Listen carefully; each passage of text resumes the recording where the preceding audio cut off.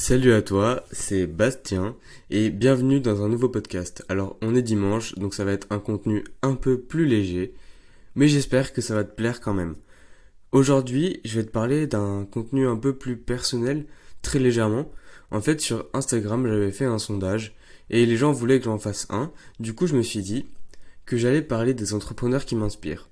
Mais pas parler des entrepreneurs en juste en disant voilà, lui, il a tel succès, tel succès, tel succès. En fait, je voulais te parler d'un aspect de leur vie qui est intéressant.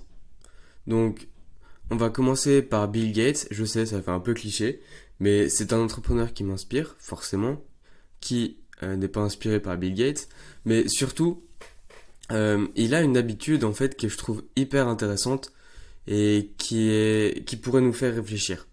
Son habitude, on parle de Bill Gates, hein, je tiens à rappeler, donc la personne qui gère l'empire Microsoft. Donc jusque-là, t'es d'accord avec moi, mais attends-toi à ce qui va suivre. Bill Gates part des fois une semaine entière dans une cabane, sans téléphone, sans ordinateur, sans aucun contact avec le reste du monde. Je sais pas si tu te rends compte.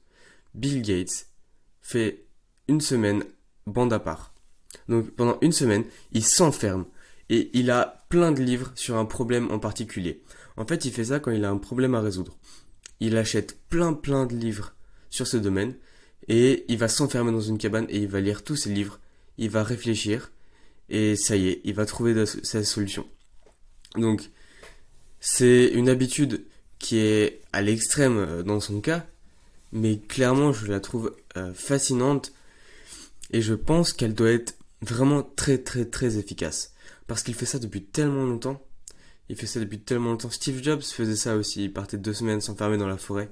Et je trouve ça dingue que les dirigeants d'aussi grosses boîtes prennent 1 à 2 semaines complètement isolés du reste du monde. Et je me dis qu'il faudrait qu'on fasse pareil dans notre quotidien. Parce qu'on est tellement surconnecté.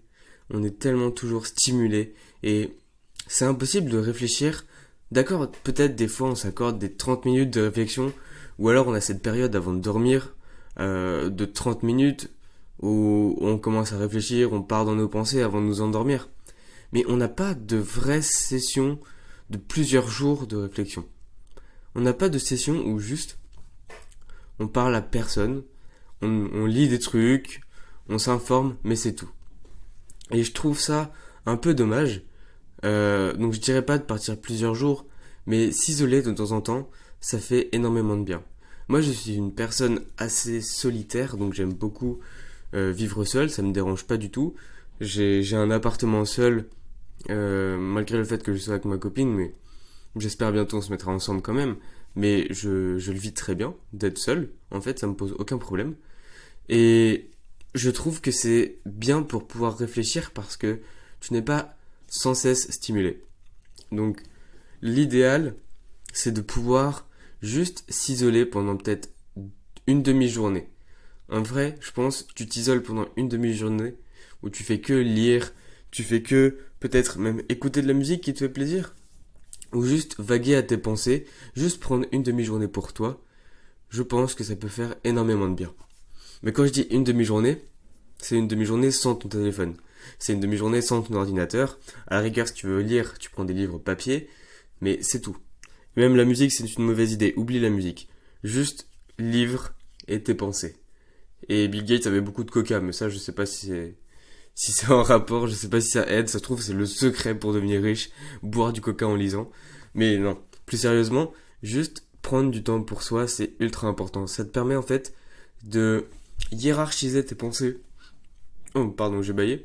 Ça permet de hiérarchiser tes pensées pour les structurer, pour faire des connexions entre telles informations et une autre, pour ensuite trouver des solutions. Ça te permet de... En fait, c'est comme si dans ta tête, tu avais plein de pièces de Lego, et prendre du temps pour toi, où tu t'isoles, ça te permet de construire quelque chose avec ces Lego. Je sais pas si la métaphore tiendra la route, mais je viens de l'inventer, donc voilà, t'en fais ce que t'en veux, mais c'est pas grave. Donc, en fait, s'isoler, ça va te permettre aussi de réfléchir en profondeur sur un sujet. Et ça, je trouve ça génial. Par exemple, un truc tout bête. Tu veux réfléchir sur la création d'un tunnel de vente pour ton business.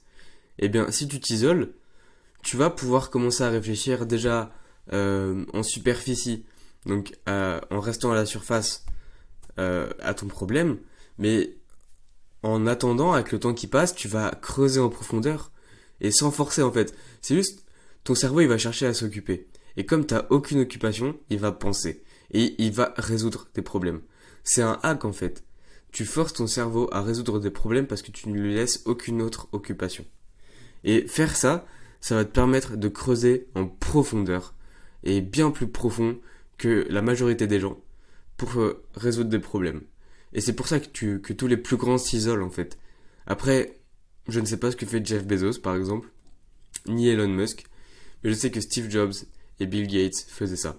Et ce sont des personnes assez incroyables pour que ce soit remarquable. Donc, je t'invite vraiment à prendre du temps, vraiment à t'isoler en profondeur. Et à privilégier la lecture aussi. Donc, comme je te l'ai dit, Bill Gates lisait beaucoup, il lit toujours beaucoup. D'ailleurs, il fait de la lecture rapide. Je crois qu'il arrive à lire 150 pages par heure. Donc, imagine en une semaine le nombre de livres qu'il lit. Je crois en une semaine, il doit lire 20 livres, un truc comme ça. C'est scandaleux. En plus, tu sais, c'est des livres techniques sur les microprocesseurs, sur de la physique quantique. Enfin, il lit des trucs de ouf et je trouve ça fascinant. Mais c'est surtout son habitude et le fait qu'il laisse Microsoft de côté pendant une semaine. Donc Microsoft peut faire faillite, Microsoft peut avoir n'importe quel problème, se faire bombarder même. Il ne sera pas au courant et il saura que une semaine après quand il rentrera. Et ça je trouve courageux déjà, mais surtout je pense que c'est bénéfique parce que ça lui permet en fait de vraiment déconnecter et d'être face à ses problèmes, face à des solutions à trouver en fait. Et je pense que c'est quelque chose que tout entrepreneur doit faire, savoir prendre du temps pour soi, pour s'isoler, pour hiérarchiser les pensées dans son cerveau. Et c'est comme ça que tout va s'améliorer. Parce qu'il y a aussi le fait de trouver son pourquoi, trouver son comment. Donc en fait juste s'isoler et penser, juste laisser son cerveau s'occuper et peut-être le nourrir avec un peu de lecture, avec un peu de livres. Je pense que ça peut être ultra bénéfique. Et il faudrait peut-être que, je sais pas, tous les dimanches matins, je sais pas, tu te lèves à 8 heures et tu prends un livre, tu lis un peu, mais surtout tu réfléchis. Et t'allumes pas ton téléphone jusque midi. Donc là, j'ai un peu foiré le truc parce que je me suis réveillé à 10h30. Mais je vais essayer peut-être la semaine prochaine. Et je te ferai un retour d'expérience. Je te dirai, si j'y pense, ce que ça m'a apporté. Et je t'invite vraiment à faire pareil. Il faut savoir que c'est pas du temps perdu de penser. C'est absolument pas du temps perdu parce que ça va te permettre de partir directement dans la meilleure direction et beaucoup plus rapidement. Donc ne crois pas que en faisant ça tu perds une demi-journée. Ne crois pas que Bill Gates perd une semaine quand il fait ça. Parce qu'il y a énormément d'avantages. Il se ressource, il trouve des solutions et ça te permet de faire un break pour repartir de plus belle en fait. Et juste une demi-journée, je pense que c'est ultra bénéfique.